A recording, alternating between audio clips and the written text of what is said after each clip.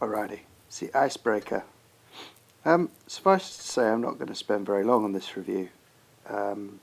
It's kind of like a funky looking thing, which as we know we can get with the Battle Pass. It's got sort of a blue anus on it and some funky armour and this and that. So I just stuck it in Tank Compare and went, it's a Tiger in it. And broadly it is, so a couple of points to make. Has a little tiny bit more armour than the Kuru. I mean, a little tiny bit. It's better than a Tiger 131, that ain't saying much. Tiger 131's shit.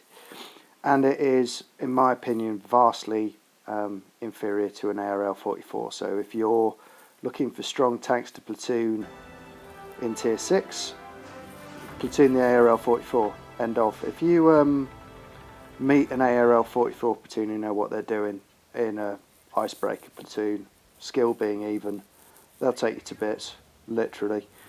So is the tank any good? Well, yeah, it's alright actually. I don't mind it. If you said, right, would you play the Sushi Tiger, Aka the Kuru, or this? I'd play the Sushi Tiger marginally, because at the end of the day it's a little bit quicker. I just kind of prefer it for that reason. But in all other respects it's the same. The armour, when you looked at the the funky shots at the beginning, that on the face of it you would think that it would be well odd, but it's not. It's just like a Kuru, and a Kuru is a fairly strong, heavy tank, but it's by no means market leading. It's by no means. I mean, what do you drive first? You'd drive an M6, you'd drive a VK5601H, you'd drive an ARL 44.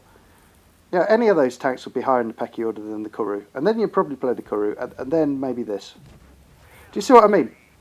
But I sound like it's kind of underwhelming, but it's not, and because actually of all the funky shit armour on the front, it has, I think, what's known as an awkward hit skin, in the sense that it's, although if you're looking at a Kuru, you'd know exactly where to pen it. Sometimes you look at this, and because of the hit skin on it, people miss the shots. I think it's because they're getting used to the tank, but I also think it's got an awkward hit skin on it. So you do sort of bounce more shots than you might think. Obviously the angle on the tank is pretty much as I've got it here. So the gun over the front drive wheel, but not like overextended, so that you flatten the side plate out like on any Tiger. So you will get bounces. And in my opinion, play style, well, the Kuru is such a good tank, really, is I'd go hunt meds and lights. Don't really get involved with ARLs. If you see an ARL 44 or Tier 7 heavy, I know I was shooting the Tiger P there, but I had the higher ground. Frickin' run away. And be bullying stuff like this VK.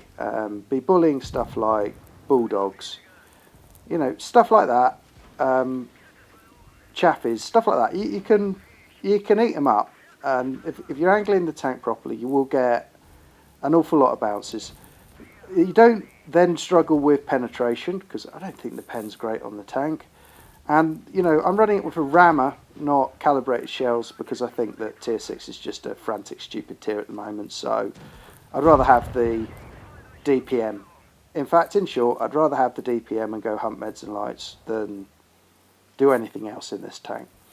And if you're kind of doing that and thinking about it, you can be, better than averagely successful. My win rate in it's straight down the middle, 66%. That's about the same as the Kuru, and slightly higher than the ARL 44, but I played that when I was a noob. So, to be honest, if you played 30 games, you should be looking at 70% plus in an ARL. And I think with this, if you're managing 66% in and out of tune, yeah, that's about what it will do. So, in summary, not a bad tank, certainly a reasonable price, bit of a laugh, quite like the glowing anus in the back, always makes me chuckle. That's it, I told you it'd be a quick review, kind of fine, middle of the pack, decent enough tank. They haven't really sold you a pup.